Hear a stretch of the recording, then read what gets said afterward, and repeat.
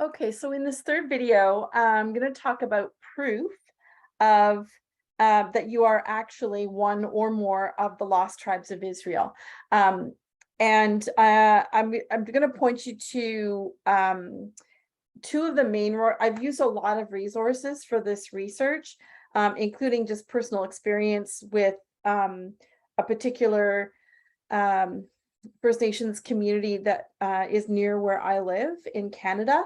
But I found these two sources were particularly informative, and everything lined up. I think you can capture everything in these two sources. So I'll show you the first one. It's just called The Quest for Lost Tribes. It's by the Arts and Entertainment, A&E Network. And this is like a documentary, I guess you could say, of a professor who's also an archaeologist and a historian, who basically did the research of over a number of years with some of his students.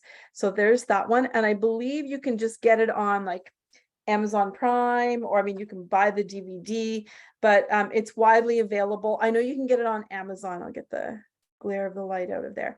So Quest for the Lost Tribes. This was especially informative.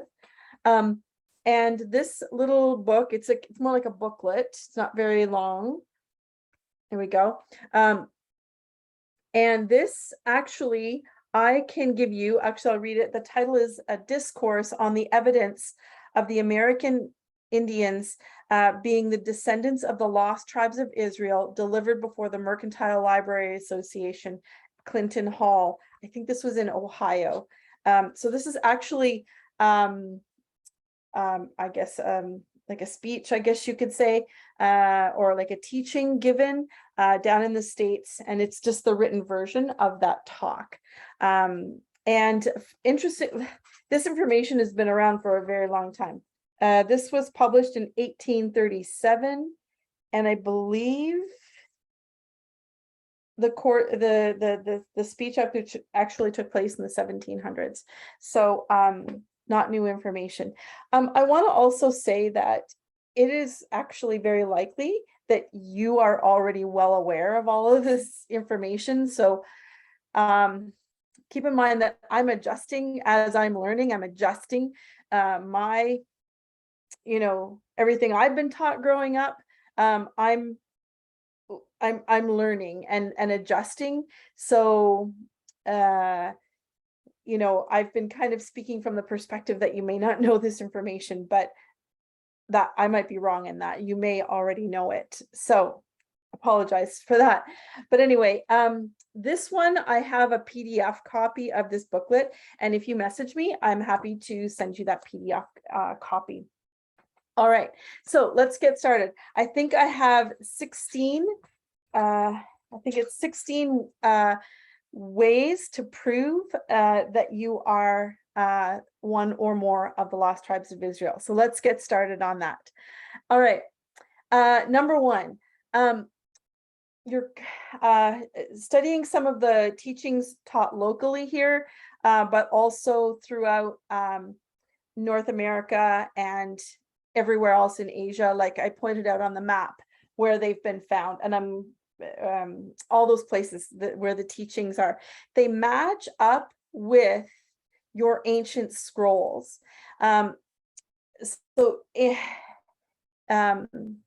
long time ago, your people knew how important it was to write down the teachings, that they needed to be in writing so that they couldn't be forgotten or twisted. So I don't know if you've ever played the game of telephone, where you're sitting in a circle and the first person says something to the whispers something to the second person, and then that person tries to repeat it by whispering to the third person, and it goes around the circle and comes back, and then the last person then says out loud what they heard, and it's usually some crazy warped version of what was originally said. So it's called the game of telephone. So your people knew how important it was to have everything written down so that it couldn't be twisted, or you like twisted first to meet somebody's personal agendas, or even just misinterpreted or lost. So those ancient scrolls have been transcribed. Obviously, they're no longer in scrolls, they're in books now, but I'm going to often refer to the ancient scrolls. So the teachings that you have now are remarkably the same as these ancient scrolls, as what is written in the ancient scrolls. So all right, so I'm just going to go through a few of them, not all of them, just to keep this video reasonably short. So I will share this with you. There we go. All right, so the Mi'kmaq teaching, so this is the Mi'kmaq are the Indigenous band or tribe that are in the area of Canada where I live. And so I'm going to compare the Mi'kmaq teaching on this side and the ancient scrolls, how it matches the ancient scrolls on this side. So I've circled here. This is I found this in a teaching, I can't remember who I got it from, but someone around here, but they taught about the braids, like the importance of braids. All right. And it says the reason why it's important is it teaches us the finest hair will break, but all of them together in a braid collectively, we become strong, but still flexible. And the lesson is together we're stronger than we are when we're alone. Unity is power and pride. Lessons can be learned with kindness, discipline, and conflict can be handled with understanding and love. Practice your flexibility. Wonderful teaching. Well, look at what it says in the scroll called Ecclesiastes. Each one of the scrolls was named for various purposes. Sometimes it was named by the person who wrote it. Yeah. Anyway, so this one it says, and I copied this word for word, it says, one man standing alone is easily defeated, but two standing back to back can defend themselves. Three men braided together as one cord are not easily defeated. I mean, it's practically word for word matching your ancient scrolls.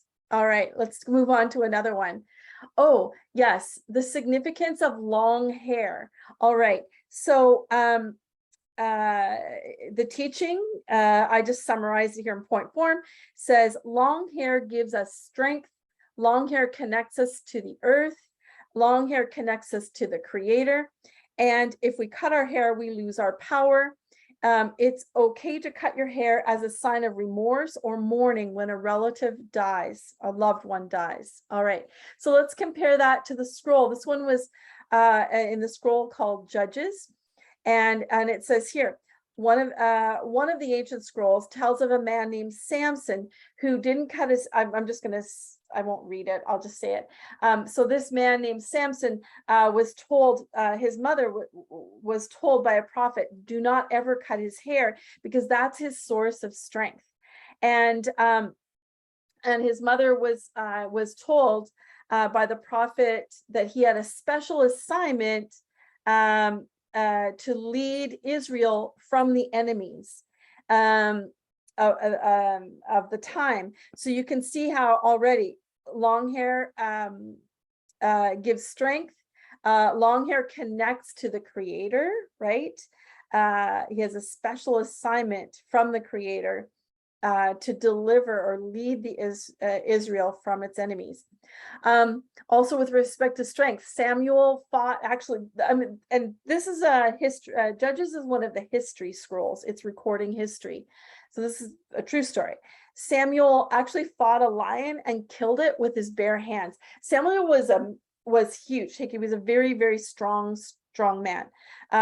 And very tall and broad and so on.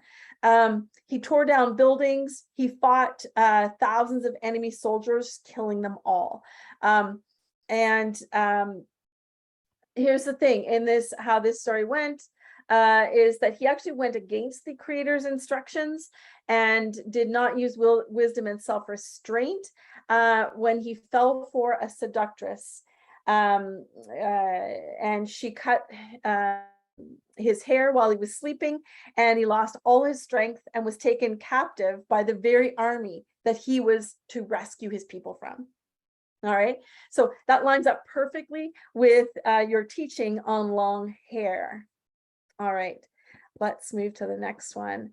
Next one, oh, the significance of the eagle. All right, so this lined up with a few different scrolls, but here we are. Okay, eagles are the highest flying bird, so they're the closest to the creator, and it is the holiest bird. Well, in one of the scrolls, it says, "You yourselves have seen what I did to Egypt and how I carried you on eagle's wings and brought you to myself." Right, so it's saying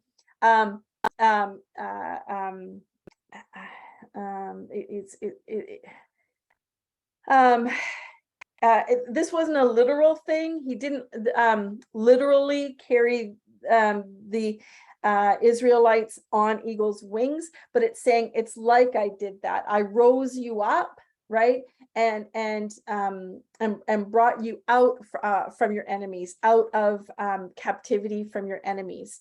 So and he brought the Israelites to himself. In other words, brought them closer to the creator. All right, this next one, eating eagle meat is forbidden and turns people into a monster. Guys, I found this teaching from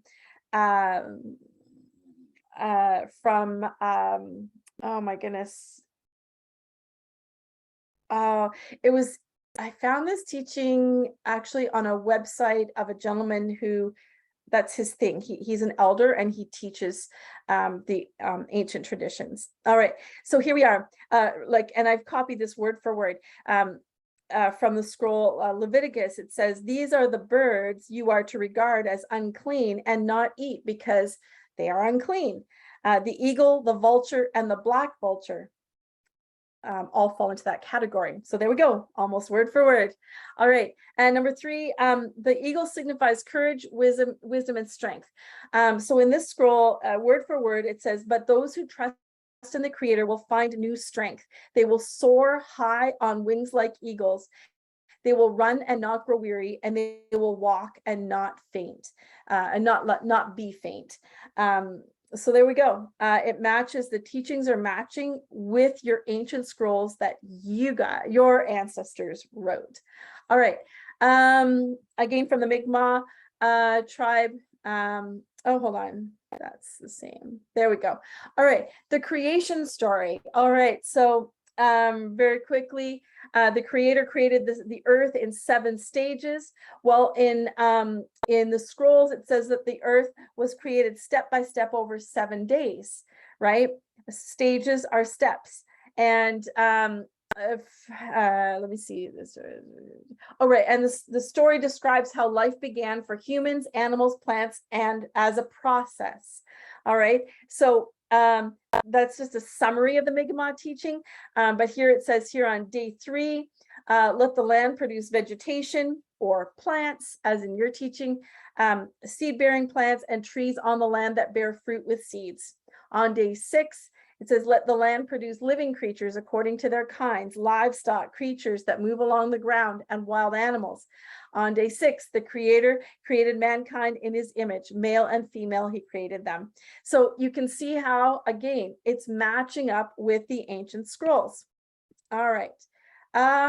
Here we are. Oh, and this one is a Choctaw teaching. Oops, hold on. Chief Riverwind told a Choctaw story. He's chief in the Choctaw tribe, about how the Creator came to a man called Nua and told him the world would be covered with water. And the man was told to make a great raft to save mankind.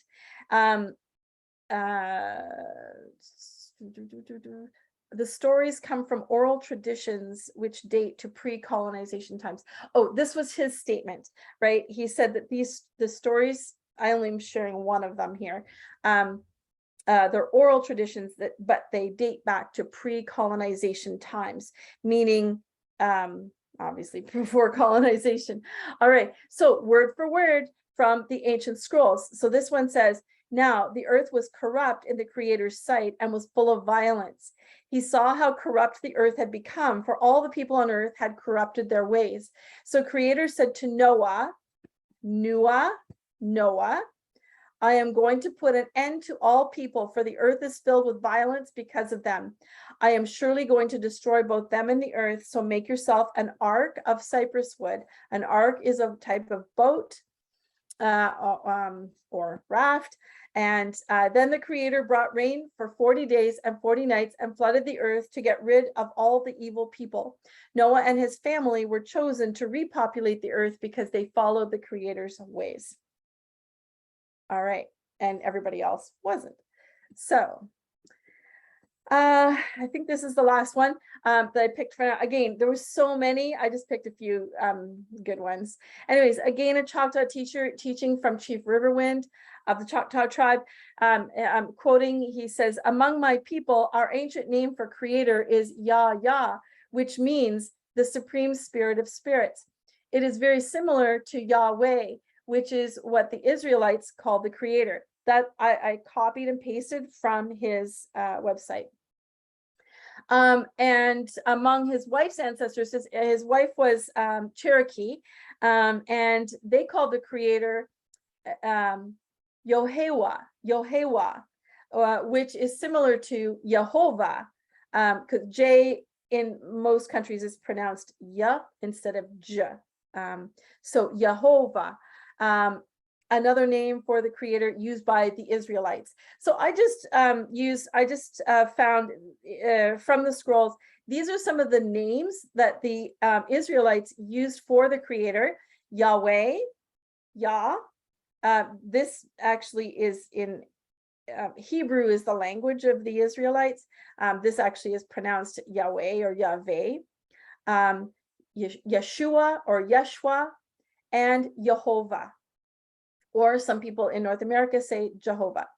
And these all mean he brings into existence whoever exists. In other words, whatever exists, he brought into existence. In other words, the Creator. All right. Oh, sorry. Okay, let me.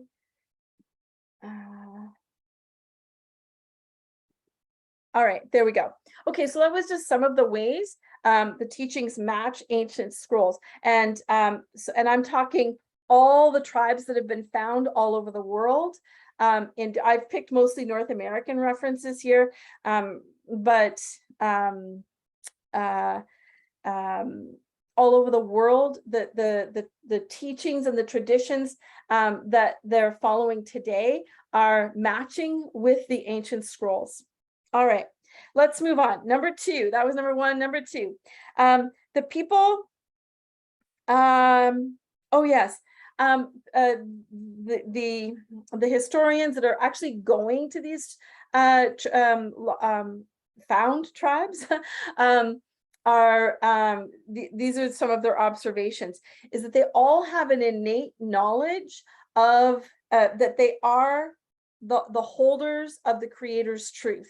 And the people that I know here where I live, I would say the same thing. There's just this innate knowledge that they're the truth holders for the Creator, and they're to teach the world his ways. Despite not having written accounts, a lot of them they don't have the ancient scrolls anymore. They were lost or stolen. And so they don't even have the scrolls anymore. It's just been passed down word of mouth. And they just know it. Number three, some of the tribes, particularly in Asia, Europe, and India, they state specifically that they are the lost. They just know it, their ancestors, it passed down generation to generation. We are the lost tribes of Israel. Our ancestors are from Israel. So some of them actually know it. And I think this is where you'll find this documentary fascinating.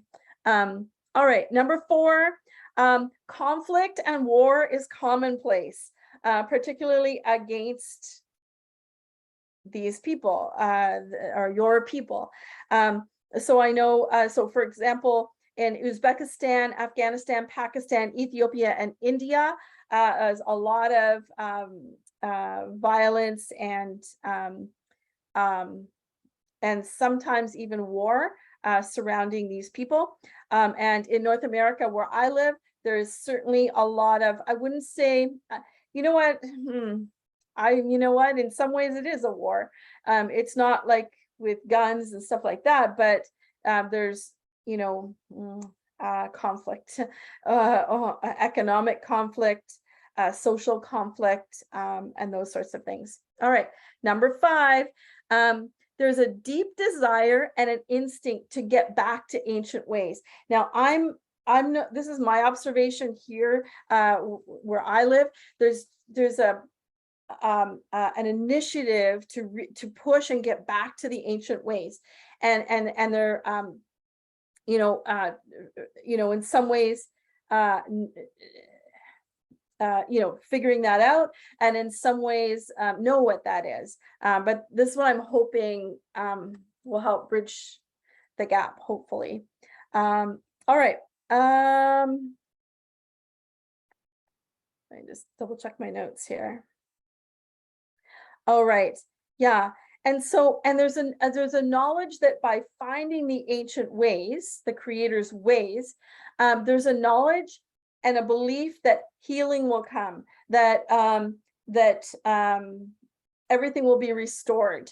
And indeed, if we go back to King Solomon, which I mentioned, I think in video number 2, in King Solomon, when everyone was following the creator's ways, everyone was healthy, everyone was wealthy, there was peace and love and joy prevailed, and everyone had a very strong relationship with the creator. And what I'm seeing is that there's such a deep desire to get back to those ancient ways and get back to those times. All right, number 6. A whole nation cannot vanish without leaving traces of its existence, right? They weren't just kind of transported off somewhere. They have to leave evidence that they were there, right? Any nation, it doesn't matter what nation. So I'm going to, so this is in North America. And again, I only picked, really, I could go on and on, but to keep this short, specifically in North America, there are these stones called the Newark Holy Stones. They are in Ohio. Let me just check my notes here. They were discovered in 1860 within a cluster of ancient Indian burial mounds near Newark, Ohio. The mounds are one of the largest collections from an ancient American Indian culture known as the Hopewell that existed from approximately 100 BC to 500 CE.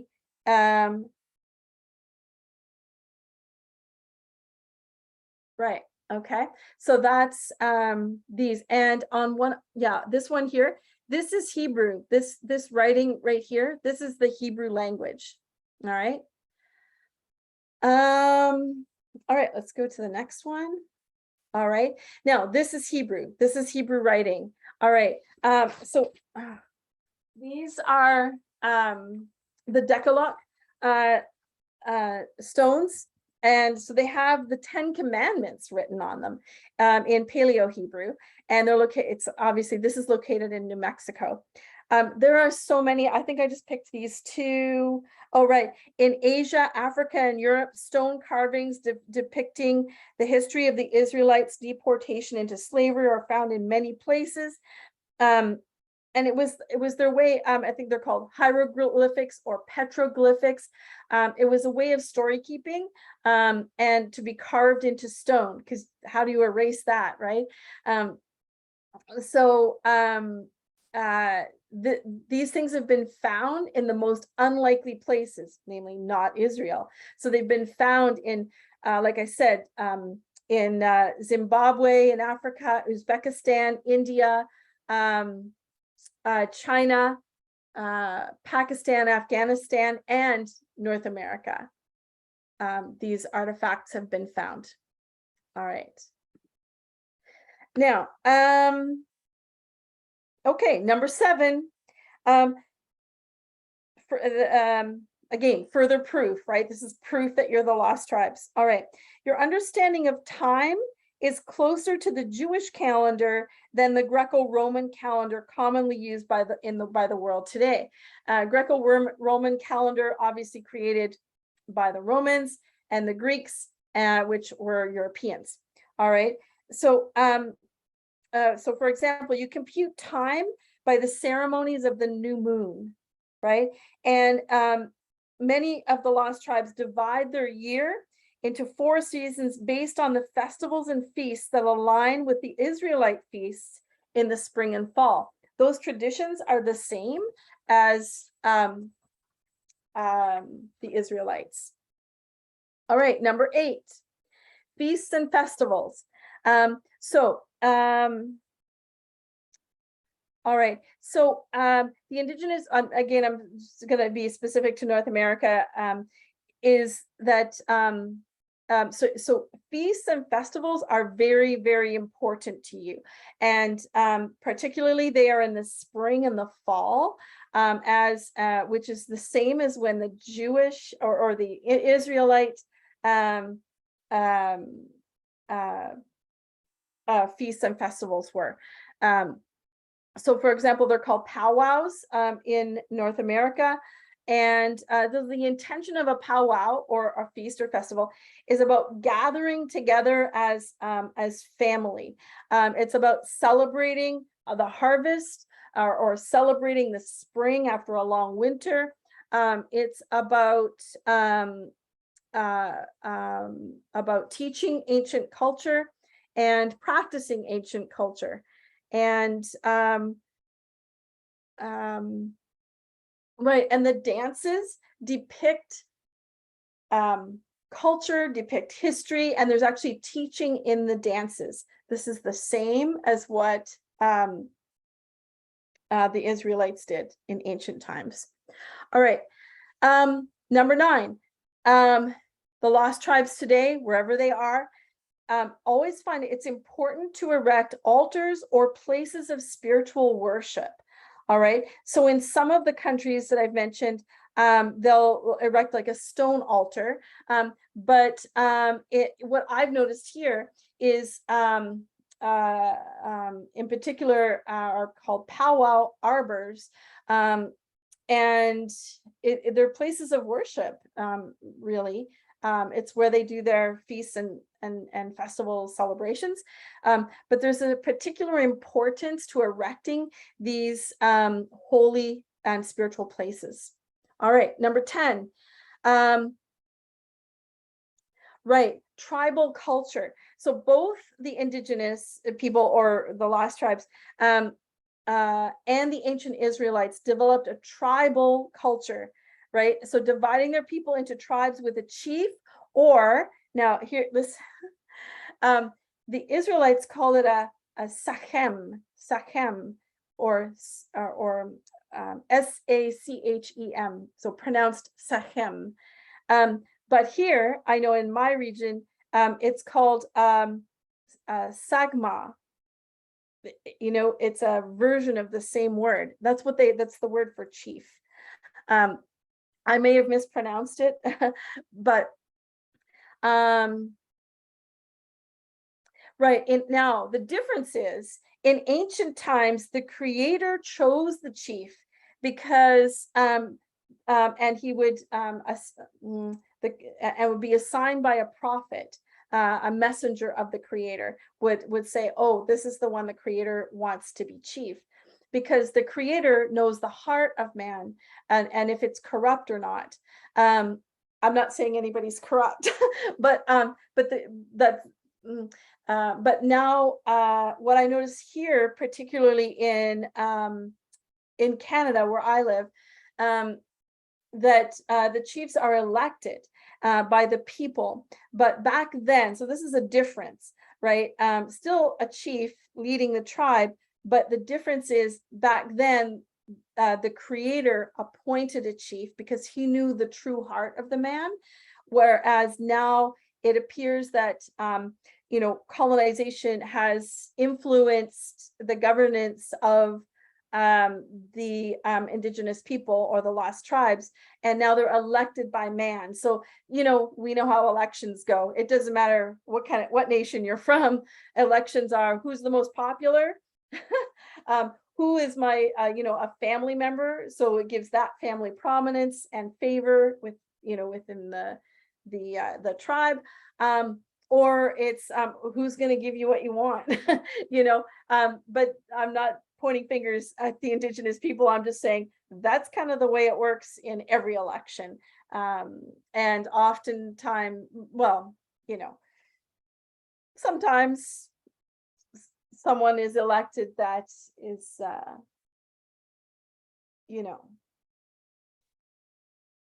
I'm just not going to say anymore on that one. Okay, number 11. So we're getting there, we're almost done.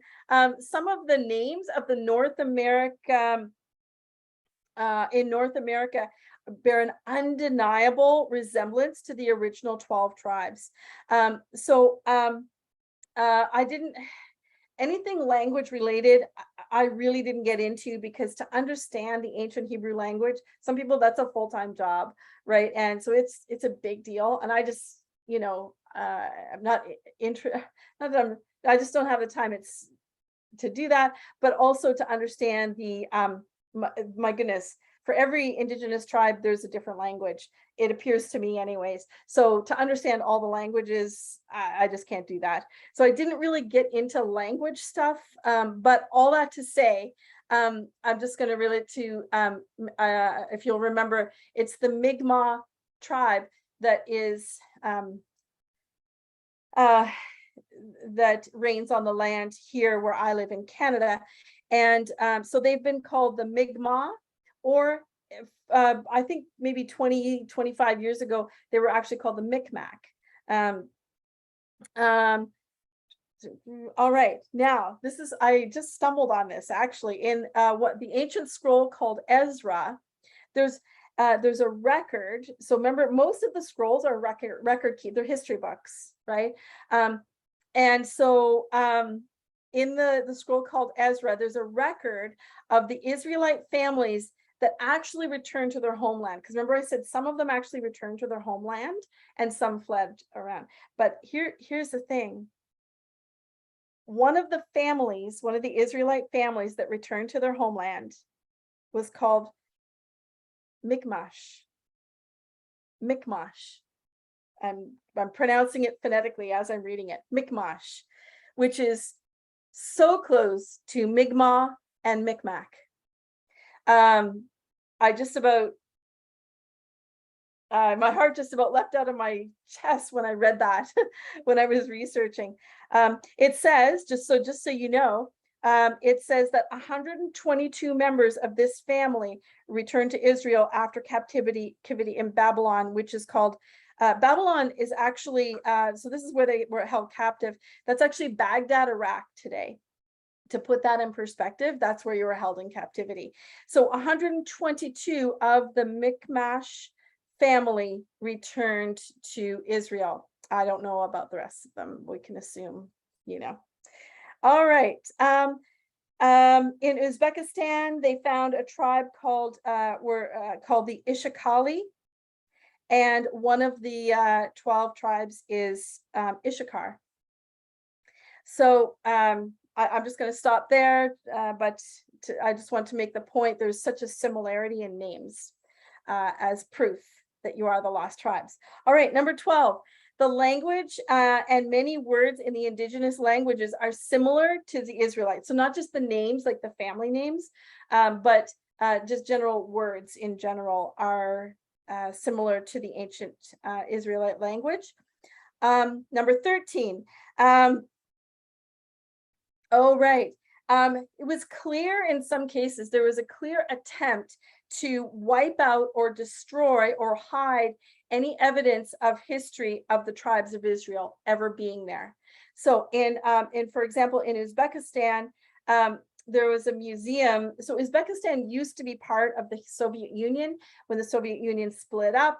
and now is, primarily Russia, but then there was, out of that came, Ukraine, Kazakhstan, Uzbekistan, Kurdistan, Turkmenistan, all those stands kind of segmented off of the Soviet Union, and Uzbekistan is one of them. And so under the reign of the Soviet Union, there was there's a museum in the capital city of Uzbekistan, and they found in the basement all kinds of like silver plates, some scrolls, actually ancient scrolls, and other like pottery and things like this in the basement, hidden away in this museum. So there was an attempt to wipe it all out. And I know that, for example, in the Vatican today, there are a lot of artifacts from even just the Mi'kmaq, where I live.